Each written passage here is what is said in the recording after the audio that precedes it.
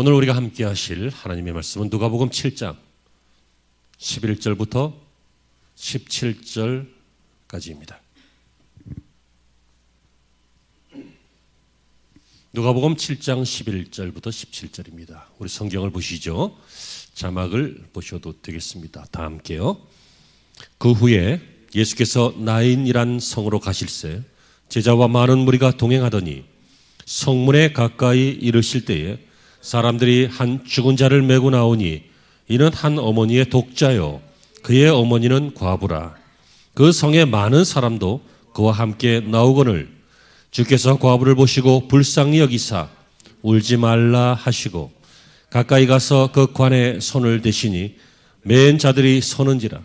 예수께서 이르시되 청년아 내가 내게 말하노니 일어나라 하시매 죽었던 자가 일어나 앉고 말도 하거늘 예수께서 그를 어머니에게 주시니 모든 사람이 두려워하며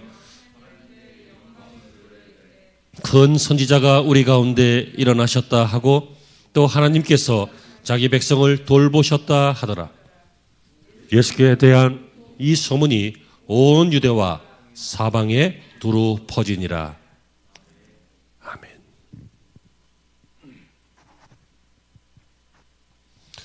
할렐루야. 명절 주간 아직도 끝나지 않은 것 같습니다. 귀향하시는 분들 또는 집으로 돌아가시는 분들 다 건강하게 돌아가시되 특별히 교회로 반드시 복귀하시기 바랍니다. 할렐루야. 오늘 좋은 주일입니다. 하나님의 은혜가 저와 여러분 모두에게 우리 교회에게 그리고 예배하고 계시는 온라인 예배를 통해서 만나시는 모든 분들에게도 함께 있기를 바랍니다. 오늘 제목이 울지 말라 하시고 입니다. 이 말은 사람의 인생은 우는 일이 있다는 거죠. 울 일이 있다는 것입니다. 누구나 이런저런 모양으로 고통을 겪고 삽니다. 누구도 고통을 피해 살 수 없습니다. 우리가 어려서 철이 없을 때는 병들지 않으면 건강하면 행복할 것 같았습니다. 돈이 많으면 행복할 것 같았습니다. 어느 나라의 왕자로 태어나고 공주로 태어나면 행복할 것 같았습니다. 그러나 여러분, 행복해 보이는 유명인도 문제없어 보이는 권력가도 심지어 그 젊음 자체가 아름답고 빛나는 청년들도 그 속사정을 보면 다 말로 못할 고통들이 다 있습니다. 그래서 사람들이 인간관계 속에서 다 드러내지 못하니까 괜찮은 것처럼 웃고 지낼 뿐이지 누구나 마음속에 몇 가지 고통들은 다 가지고 있습니다. 그러면서 견딜 때까지 견디면서 삽니다. 세월이 지나면 좋아지겠지? 시간이 약이겠지?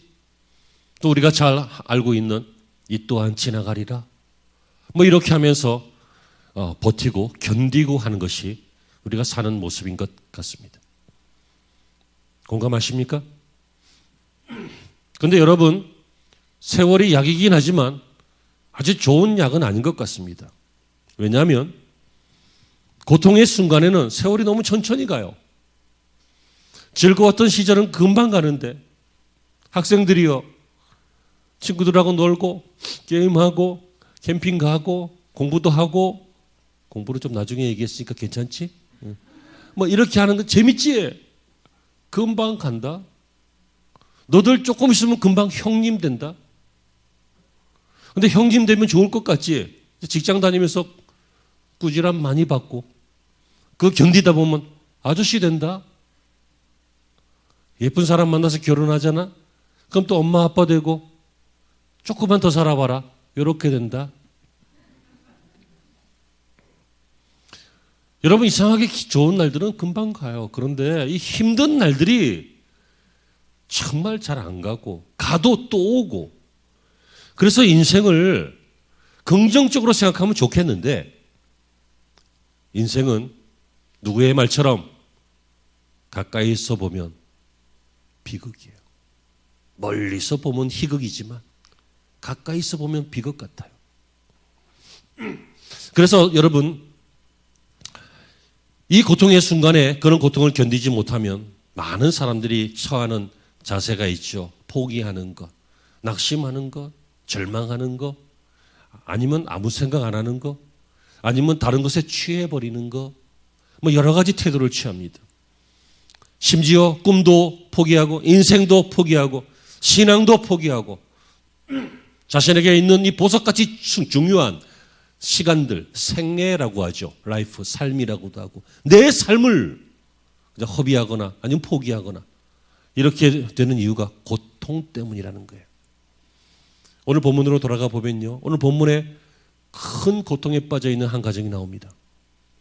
예수님이 제자들과 함께 나인이라고 하는 도시로 갔습니다. 나인성. 이 성은 도시예요. 이 도시에 갔는데 장례 행렬이 쭉 나오고 있는 거예요. 보니까 한 여인의 아들의 장례인데요. 그 여인의 독자라. 외아들이란 얘기예요. 그리고 그 여인은 과부다. 그러니까 남편이 없다는 얘기. 다시 말하면 이 여인은 아들 하나밖에 없었는데 그 아들이 죽어서 이제 세상 천지에 혼자가 되었어요. 얼마나 힘들까요? 겪어보지 못했지만 얼마나 힘들까요? 소설가 박완서 씨가요. 한 말씀만 하소서라고 하는 책을 냈는데요. 그 책은 자기 아들이 죽고 난 다음에 쓴 책이에요. 거기에서 자기 아들이 죽었을 때의 심정을 이렇게 얘기해요. 한번 들어보시겠어요?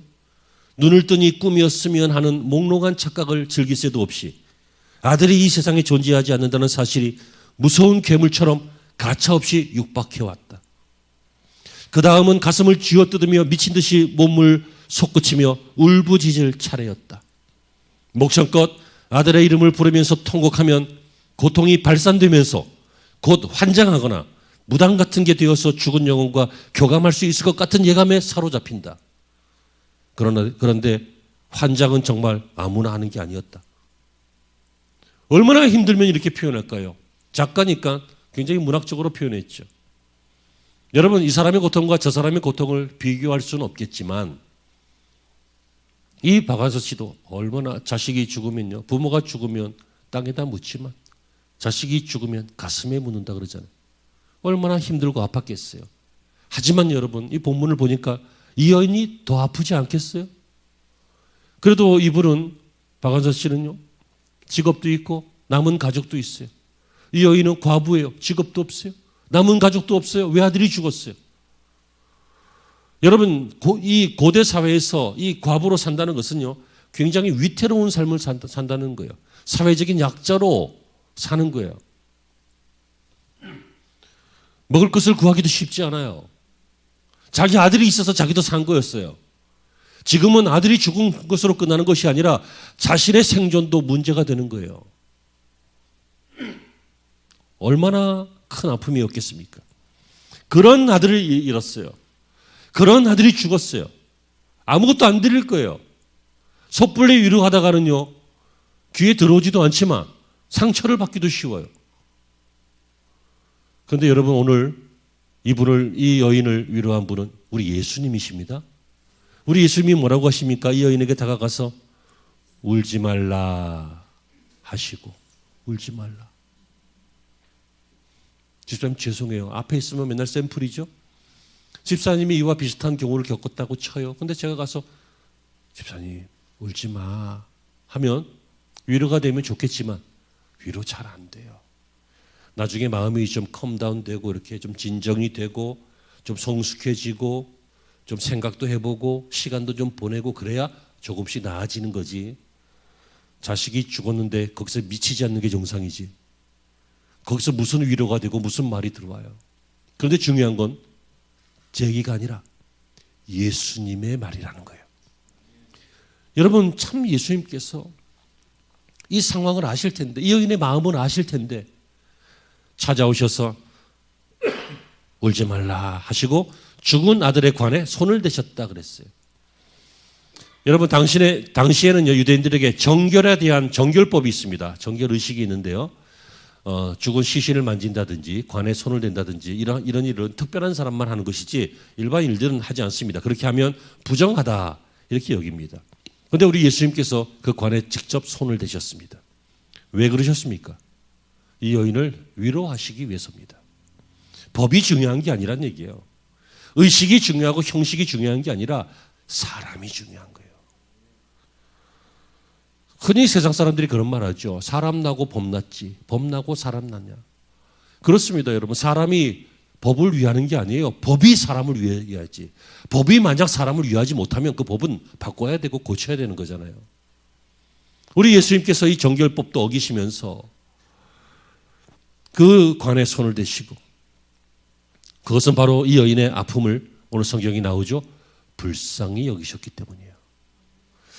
여러분, 제가 오늘 비밀을 하나 알려드리려고 하는데요. 하나님 앞에 기도하실 때 정말 좋은 기도가 하나님, 나를 불쌍히 여겨주세요, 그거예요. 나를 긍휼히 여겨주세요, 그거예요. 이게 굉장히 좋은 기도예요. 그런데 우리가 보통 사람인가, 우리가 자존심이 하늘을 찌르지. 내가 뭐가 불쌍해 뭐 그러면서, 하나님, 내가 하나님의 자녀라면 말입니다, 이 정도는 해주셔야죠. 청구를 해요. 기도를 하는 게 아니라 청구. 마치 사춘기 청소년처럼, 사춘기 청소년들은 부모들에게 청구하죠. 이거 해줘, 저거 해줘. 안 해주면 그럼 왜 났어? 여러분, 나를 불쌍히 여겨주세요. 하나님은 우리를 불쌍히 여기셔요. 우리가 죄가 있을 때, 우리가 고통 속에 있을 때, 우리가 답답해할 때, 우리가 어디로 가야 될지 몰라서 방황할 때 주님은 우리를 불쌍히 여기세요. 그때 불쌍히 여겨주세요라고 하는 기도는 너무너무 훌륭한 기도고 바른 기도고 주님의 마음으로 움직이는 기도예요. 이게 귀에 들려오시는 분들은 간직하고 아닌 분들은 못 들은 걸로 해. 불쌍히 여겨달라고 하는 좋은 기도라 그 얘기예요. 근데 오늘 본문에 보면요, 이 여인이 그런 기도 하지는 않았어요. 주님이 불쌍히 여기셨다. 그래서 그 관에 손을 대셨어요. 여러분, 예수님께서는 우리를 불쌍히 여기시고 우리의 고통을 아셔요. 모르고 그냥 막연하게 배고파? 그럼 밥 먹지 그래. 밥이 있어야 먹는 거잖아요. 여러분, 부유한 사람은 밥이 없다는 것을 이해를 못하지만 가난한 사람은 밥이 없을 때가 있어요. 밥 없으면 라면 먹지 그래. 그런 다음에 요즘 아이들은, 제가 이 얘기는 한 서너 번 한 것 같아요. 제 친한 목사님 중에 한 분이 간증을 하시는데요. 자기가 전사님 때요, 교회에 좀 제법 부유한 권사님이 한 분 계셨는데, 이 전사님이 지금은 목사님이지만 전사 시절에 꼭 북한에서 내려온 것처럼 삐쩍 말랐거든. 얼굴도 그렇게 생기셨고 좀 이렇게 아무튼 젊어서는 좀 삐쩍 마르고 좀 그랬어요. 그러니까 아이고 전사님, 전사님 좀 잘 좀 먹고 다녀. 그리고 그냥 가더래. 지갑만 열면 지폐가 거기 엄청 있는데, 전사님 고기라도 좀 먹어. 전사님 쌀이라도 좀 제때 밥 먹어. 그래야 될 거 아니야. 근데 그냥 가더래. 그럴 수도 있죠, 사람은. 평생 그랬으면 철다선이 없는 여인이지만 나중에는 안 그랬겠지. 근데 중요한 것은요, 이렇게 사람처럼 그냥 울지 마. 아이고 불쌍해서 어쩌냐 이렇게 했던 그냥 동정이라든지 그냥 공감하는 정도가 아니라, 주님께서는 우리를 불쌍히 여기시고 우리의 아픔을 아시고, 그 아픔을 아시고 그 아픔 때문에 얼마나 아플까 하면서 불쌍히 여기시는 분이 주님이시라고요. 그 이유가 무엇입니까? 주님이 친히 육신을 입고 오셔서 고통을 당하셨기 때문에 그래요. 여러분, 우리 주님도 배고픔을 주림을 당하셨습니다. 우리 주님도 매맞음과 고통을, 조롱과 채찍질을, 멸시를, 이 육체적인 고통, 정신적인 고통 우리 주님 다 겪으셨습니다. 내가 이 세상에서 환난을 당하였다. 그러나 너희들이여 담대해라. 왜냐? 내가 그 고통을 다 당해봤다. 근데 내가 세상을 이겼다. 그래서 내가 너희를 도울 거다. 너희가 내가 돕지 않으면 이길 수 없다는 것을 안다. 그러니까 내가 너희를 도울 것이다. 그러니까 담대해라. 주님께서 이렇게 말씀하시는 그 모든 이유는 말뿐만이 아니라, 지갑도 열지 않고 말로만 잘 먹으라고 하는 것이 아니라, 주님께서는 친히 겪어보시고 우리를 아시고 우리를 불쌍히 여기신다는 것입니다. 그러므로 여러분, 설교의 반이나 했는데 이제 첫 번째도 못 들어갔어요. 그 이유는 이 울지 말라가 형식적인 말이 되지 않기 위해서입니다. 울지 말라. 이 말은 목사님이 오늘 우리에게 용기를 주는 설교를 하려고 하는구나.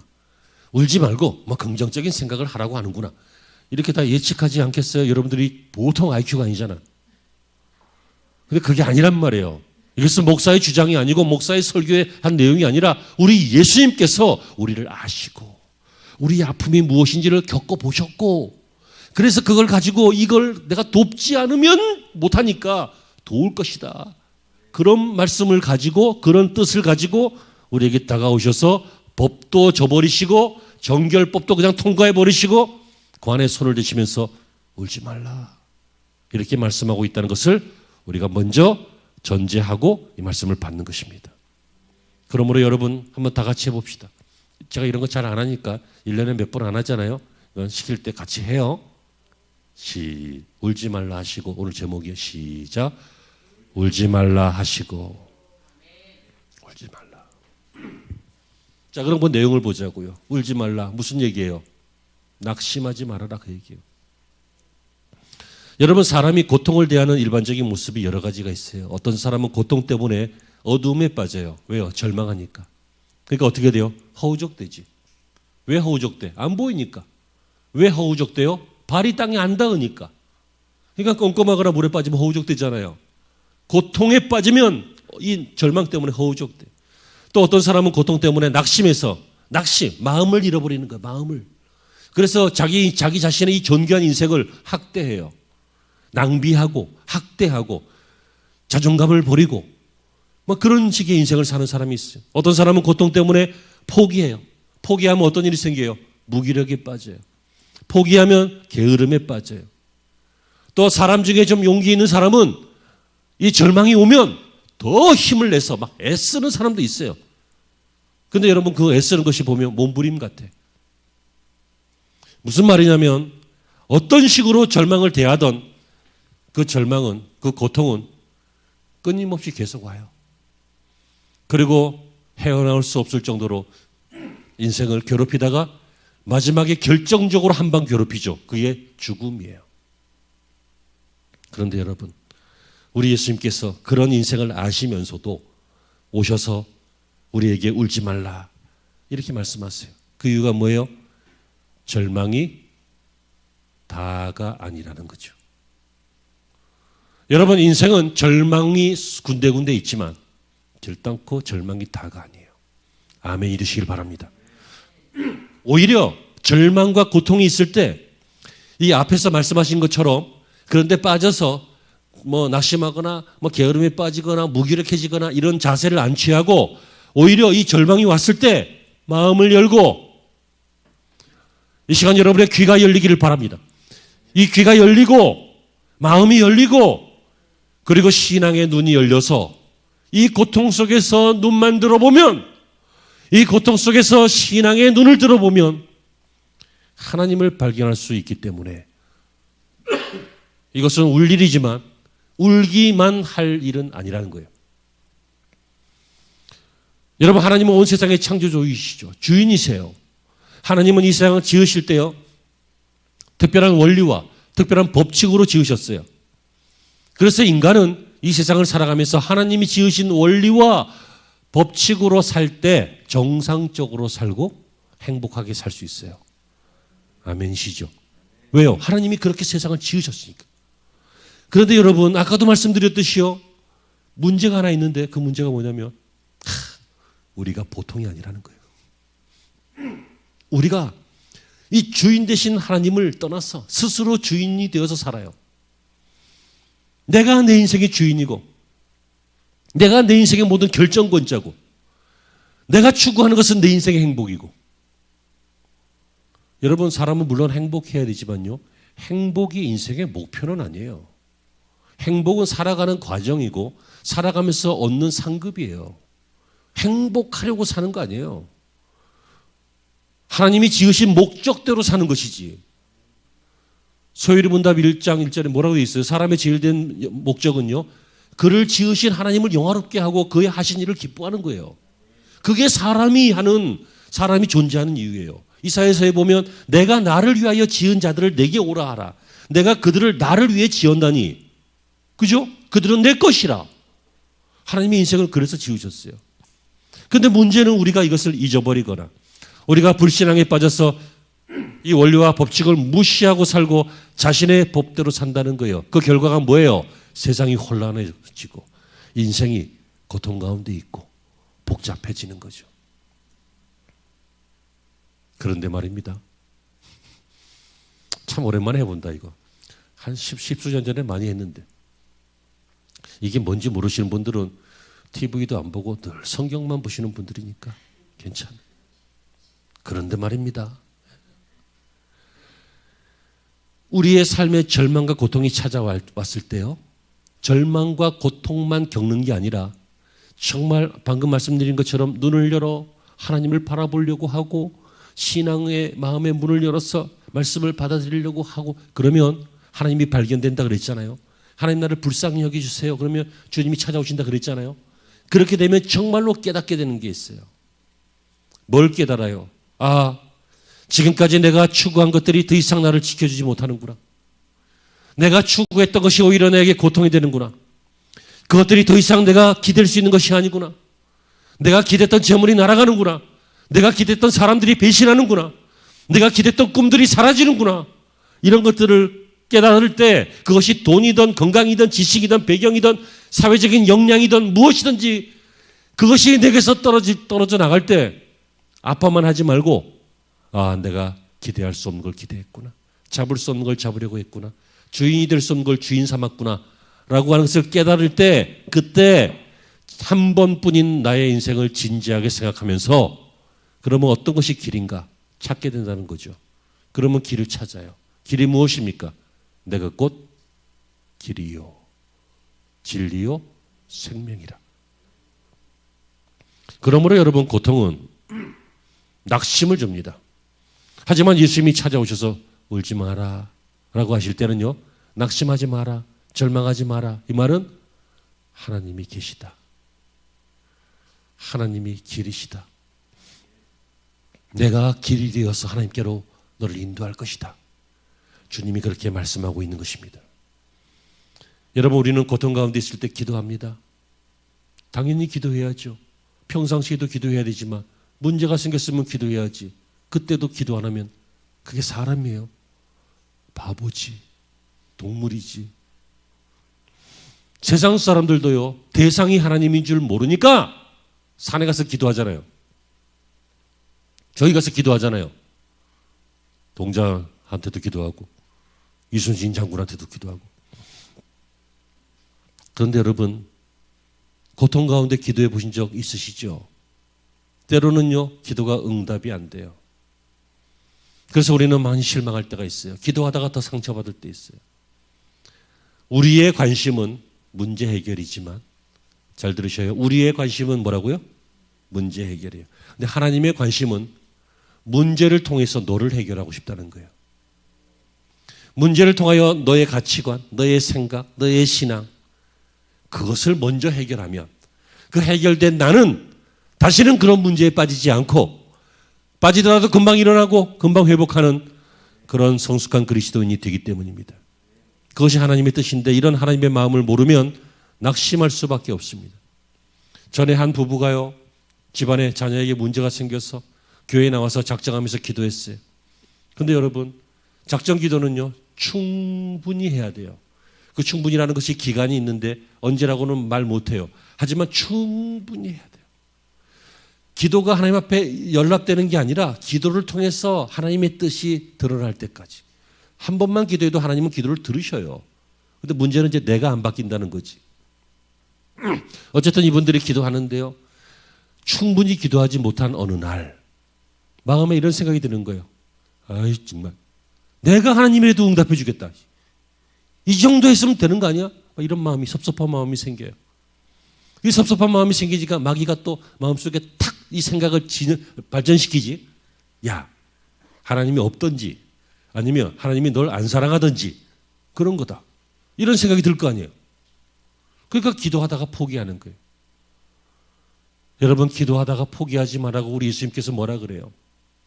어떤 불의한 재판관 돈만 밝혀서 돈을 주면 재판을 잘해주는 그런 재판관에게 한 과부가 가서 도와달라고 하면 도와주냐? 안 도와주죠. 그런데 그 과부가요, 계속 가니까 재판관이 뭐라고 해요? 야, 이 여자가 끈질기게 오는구나. 다음에도 오겠구나. 아유, 얼른 해주자 그냥. 하고 귀찮아서라도 해준다. 하물며 하늘에 계신 아버지가 너희의 그 원한 같은 기도를 듣지 아니하시겠느냐. 그러므로 여러분, 기도는 응답받을 때까지 기도하는 거예요. 만약에 기도가 욕심으로 잘못 구해진 거라면 기도하면서 바뀌어요. 기도하면서 하나님이 정리해 주셔요. 사랑하는 성도 여러분, 그러므로 고통이 많은 인생길에서 낙심하지 마시고 기도하는 시간이 되거나 하나님을 찾는 시간이 되시기를 주의 이름으로 축원합니다. 낙심하지 마라. 이 두 번째 이유는요. 자, 절망하지 마라. 그 얘기죠. 울지 마라. 이것은 낙심하지 마라. 그 뜻이고, 울지 마라. 이 두 번째 의미는 소망을 가져라. 그 얘기예요. 낙심만 안 하는 게 아니라 소망을 가져라. 사람은요, 죽으면 끝이라고 생각해요. 매우 위험한 생각입니다. 죽으면 끝이다. 마귀가 주는 생각이요. 절대로 신앙의 생각이 아니라 마귀가 주는 생각입니다. 죽으면 끝 아닙니다. 사람은 그래서 고통이 심하면 죽어버릴까? 뭐 이런 생각도 합니다. 죽으면 끝 아닙니다. 여러분, 사람이 끝이라고 생각하든 끝이라고 생각 안 하든 끝이라고 생각하면 살아있어도 죽었어도 끝난 겁니다. 사람이 건강하든 허약하든 끝이라고 생각하면 그것도 죽은 겁니다. 사람이 일을 잘하든 못하든 그 일도 끝이라고 생각하면 그 일도 이미 끝난 거예요. 끝이라고 생각하는 것은 그 자체가 비극이요. 또 끝이라고 생각하는 그것은 그 자체가 사실이 아닙니다.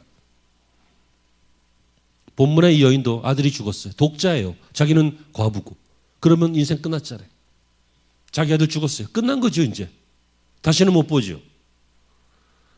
그러나 여러분, 예수님께서 울지 말라.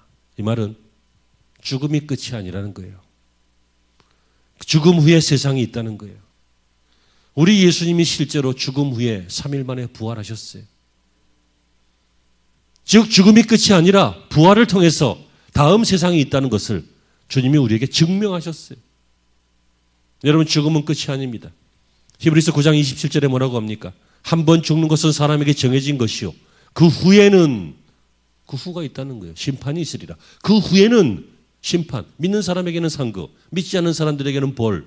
이 심판이 있다는 거예요. 여러분이 예수님께서 이 여인에게 울지 마라라고 하신 것은 이 땅의 고난은 잠시 있다가 사라지는 것이다. 그 후에 영원한 삶이 기다리고 있다. 소망을 가져라. 그 말씀이잖아요. 물론 오늘 본문에서 이 아들을 예수님이 살려줘요. 하지만 여러분, 몇십 년 후에 이 아들 또 죽어요. 근데 여러분, 그때의 죽음은 다르죠. 죽음이 끝이 아니라는 것을 이들은 경험했어요. 저와 여러분도 죽어보진 않았지만 믿음으로 경험해 본 줄로 믿습니다. 죽음이 끝이 아니에요. 여러분, 사람은요, 죽음 앞에 제일 비겁해요. 강자 앞에 비겁하죠, 우리는. 권력자 앞에 비겁하죠. 총칼로 위협하면 위험 앞에도 비겁해질 수 있어요. 안 그랬으면 좋겠지만 그럴 수 있어요. 여러분, 순교자가 아무나 되는 줄 아세요? 목사님들이요, 총칼 앞에서 순교를 못하고 내 가족 지키려고 아니면 내 목숨 지키려고 십자가 밟고 지나가고 이런 적들이 일제시대에도 전쟁통에서도 있었어요. 그렇다고 해서 비난할 이유는 없어요. 그분들도 회개하시고 목회를 잘하셨던 분도 계시고 한경진 목사님도 신사 참배한 거를 참회하시고 그리고 한국교회의 거목이 되시고 그러셨잖아요. 순교? 아무나 못해요. 십자가를 지고 뭐 소돔도 골고다도, 야, 소돔 골고다가 아니라 너 집도 잘 못하잖아 지금. 우리 성도들 말고 어디 좀 옆으로 샜다, 그죠?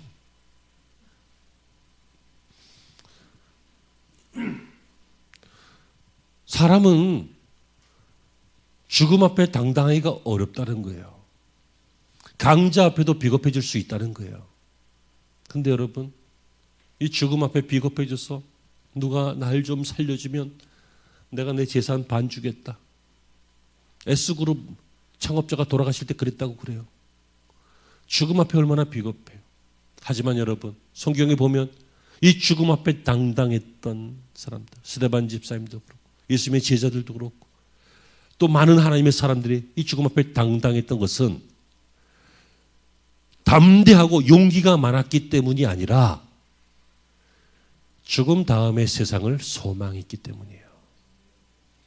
여러분, 죽음 앞에 처음 겪어보는 죽음 앞에 겁이 왜 안 나겠어요? 겁날 거예요. 혹시 우리 집사님들, 권사님들 중에요, 이 죽음이 조금 겁이 나거든. 하나님, 그냥 빨랑 가게 해주세요. 너무 고통스러워서 막 자녀들 걱정시키고 나도 힘들고 그러지 말고 빨랑 가게 해주세요. 뭐 그런 기도도 나쁘지는 않은 것 같아. 이런 말 있잖아요. 9988234. 99세까지 팔팔하게 살다가 2, 3일 앓고 죽는다. 그런 말이 있어요. 죽음을 아름답게 하십시오. 권사님들 돌아가실 때 제발 제 부탁대로 해주세요. 뭐라고요? 아, 천국이 보인다 하고 가셔야지. 나 억울해서 어떻게 죽어. 그러다가 죽으면 자식들이 찝찝하잖아요. 근데 아, 천국이 보인다 하고 딱 가시면 천국이 보인대. 그 자식들도 얼마나 할렐루야야. 집사님들 말고 우리 새 가족들 말고 권사님들 그렇게 하시라고. 감동되는 분들은 하세요. 울지 마라. 이것은 죽음뿐만이 아니라 죽음과 맞먹을 만한 이 인생사의 많은 고통들, 많은 사건들, 많은 아픔들이 있는데 그 끝이 아니라는 거예요. 그러면 여러분, 낙심할 때 드는 생각이 끝이잖아요.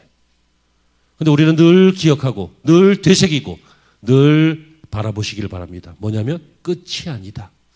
끝이 아니다. 그 다음이 있다. 주님의 세계가 있다. 부활의 세계가 있다. 소망이 있다. 그것을 여러분 잊지 말고 평생 기억하고 고백하시길 바랍니다. 마지막으로 여러분, 울지 말라라고 하신 것은요. 자, 보세요. 이제 세 가지 패턴인데, 울지 말라, 낙심하지 마, 울지 말라, 소망이 있잖아, 부활이 있잖아. 이 말은 무슨 얘기예요? 주님이 그렇게 해주신다는 얘기예요. 여러분, 하나님이 그렇게 해주시는 것, 하나님이 해주시는 것, 그것이 바로 회복입니다. 하나님이 해주시는 것이 무엇입니까? 죄인인 인간을 하나님과 화목하게 하는 것, 회복입니다. 망가진 이 세상을 새하늘과 새 땅으로 다시 회복시키시는 것입니다. 죄로 인해서 하나님을 몰랐던 인생들이 하나님을 알도록 원래의 인간처럼 회복시키시는 것입니다. 우리 예수님께서 뭐라고 하십니까? 십자자에 가까이 가서 그 관에 손을 대시니 매인 자들이 서는지라 예수께서 이르시되 청년아 내가 내게 말하노니 일어나라. 이렇게 말씀하시죠? 일어나라. 여러분, 예수님께서 이 과부의 아들에게 일어나라 라고 했더니 그가 일어나서 앉아서 말을 하였고, 그래서 15절에 보면 죽었던 자가 일어나 앉고 말도 하거늘 어떻게 됐어요? 예수께서 그를 어머니에게 주시니. 무슨 얘기예요? 그 아들은 다시 어머니의 품으로 돌아왔어요. 어머니의 삶으로 돌아왔어요. 원래대로 됐다는 얘기예요. 원래대로 됐다가 뭐라고요? 회복이라고요. 우리가 죄인이었는데 다시 하나님과 화목한 의인이 되는 것이 원래대로 되는 거예요. 회복이에요. 우리가 죄인이었지만 회개하면 하나님께서 사하여 주시고 깨끗하게 해주시는 것이 회복이에요. 예전에는 우리가 우리의 주인이었는데 이제는 하나님을 주인으로 삼고 우리의 삶의 방향과 목표를 하나님을 향하여 정하는 것이 원래대로 되는 것인데, 원래대로 되는 것이 회복이에요. 그러므로 울지 말라라고 하는 것은 그냥 사람들처럼 울지 마세요 하고 위로하고 끝나는 것이 아니라, 주님께서 우리에게 울지 말라고 하신 것은 우리의 삶을 원래대로 회복시키신다는 것이에요. 누구를요? 믿는 자에게. 누구를? 그 말씀을 듣는 자에게. 누구를? 그 말씀을 붙잡고 회복을 소망하는 사람들은 여러분 원래대로 회복되는 것입니다. 여러분, 우리는 회복되어야 됩니다. 우리의 가정이 회복되어져야 됩니다. 물론 우리가 보통 사람이 아니기 때문에, 세 번째 얘기하는 거예요. 우리가 보통이 아니기 때문에 우리의 기질과 성격과 뭐 이런 것들이 다 있기 때문에 잘 되지 않죠. 하지만 여러분, 주님이 찾아오시면 내가 내 이 기질과 내 성격과 내 죄와 내가 행했던 수많은 잘못된 것들과 이런 아픔들, 이것 때문에 가족들에게 상처를 주고 자녀들에게 이 상처를 계승하고 했던 이 모든 삶들을 이제는 저버리고 새로운 인생이 되고 싶다라고 막 애통해할 때, 주님이 찾아오셔서 울지 마라고 하신다면 원래대로 해주시겠다. 여러분, 그때 이 사람이 변해요. 사람이 나이 들면 변하는 게 아니에요. 사람이 철이 들어야 변하는 게 아니에요. 사람이 은혜 받으면 변해요. 그래서 은혜를 제대로 받으면, 남의 집 얘기하기 참 그렇지만 우리 집도 그랬어요. 하지만 그보다 좀 더 심한 경우가, 제가 아는 또 목사님 가정이, 무슨 목사님이라는 가정, 그 집 아이가요, 딸내미가 얼마나 속을 새겼는지 엄마가 미치기 한 일보 직전까지 그 사모님이 돌아가실 것 같아 막. 근데 여러분, 은혜 받으니까 달라졌어요. 은혜 받으면 사람이 변해요. 은혜 받으면 내가 변하고 가정이 변하고, 은혜 받으면 회복된다는 거예요. 제가 이 얘기를 남의 얘기처럼 싹 하면서, 남의 얘기지 하면서 우리 집도 비슷했어요 라고 아까 했잖아요. 그래요. 철들면 변하고 나이 들어도 변하지만, 정말 변하는 것은 하나님을 인정하고 하나님을 따라서 인생을 계획할 때, 은혜 받을 때 인생이 변해요. 사랑하는 성도 여러분, 혹시 소중한 무엇인가를 잃어버렸습니까? 혹은 어떤 아픔이 있으십니까? 혹은 답답하십니까? 혹은 이리저리 방법이 없어서 포기하고 계십니까? 어떤 경우든지, 사람을 잃었든지, 시간을 잃었든지, 물질을 잃었든지, 건강을 잃었든지, 이 여인처럼 가장 소중한 자식을 잃었든지, 어떤 경우든지, 여러분, 중요한 것은 긍정적인 마음이 아니에요. 사람들의 위로가 아니라고요. 주님을 만나서 주님의 음성을 듣는 거예요. 주님, 나를 불쌍히 여겨주세요. 그럼 하나님께서 우리에게 다가오셔서 울지 마라. 뭐예요? 낙심하지 마. 아프겠지만 나도 다 겪었어. 나도 채찍 맞았어. 나도 주림을 당했어. 아파하지 마. 그리고 끝이 아니야. 그리고 내가 손을 댈게. 원래대로 해줄게. 회복시켜줄게. 여러분, 우리가 죽으면 끝이 아니에요. 우리의 영혼은 안식하고요, 우리의 육신은 주님의 재림 때 다시 부활하여서 온전한 몸으로, 뭐예요? 원래대로 가장 존귀하고 아름다운 모습으로 회복되는 것이지요. 사랑하는 성도 여러분, 말씀을 맺습니다. 저는 오늘 우리 예수님께서 울지 말라라고 하신 내용을 절망, 소망, 회복, 이 세 가지 단어로 우리 함께 생각했습니다. 인생은 아무리 행복하게 살아 보여도요, 고통이 적정량 들어있습니다. 그 적정량의 고통에서 점점 밑으로 무너지는 인생도 있고, 그 적정량의 고통을 딛고 소망의 인생으로, 회복의 인생으로 그렇게 사는 인생들도 있습니다. 여러분, 어떤 인생을 선택하실 것입니까? 오늘 우리 말씀을 근거로 긍정적인 생각, 긍정적인 가치관, 이게 아니라 믿음의 생각, 믿음의 가치관을 가지고 여러분 일어나시기 바랍니다. 울지 마세요.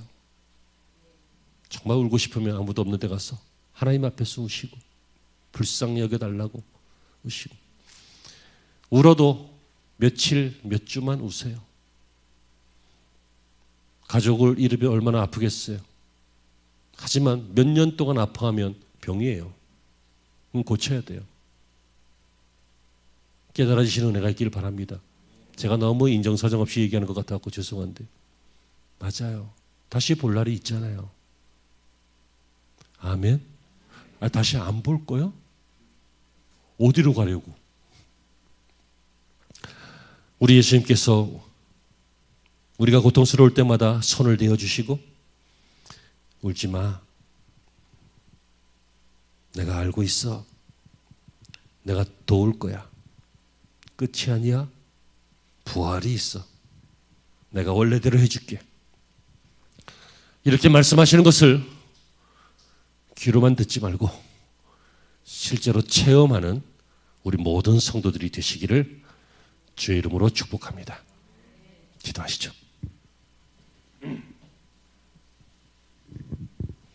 하나님, 오늘 말씀 우리 마음판에 잘 새기되 지울 것은 지우시고 기억할 것들이 우리의 삶에서 나타나게 하여 주시옵소서. 그래서 저희들 모두가 우는 인생, 통곡하는 인생, 절규하는 인생이 아니라 세상 사람들이 문화와 예술로 표현하는 고통스러운 인생이 아니라 행복한 인생, 가능의 인생, 쓰임받는 인생, 천국의 인생, 생명의 인생이 되게 하여 주옵소서. 예수님의 이름으로 기도합니다.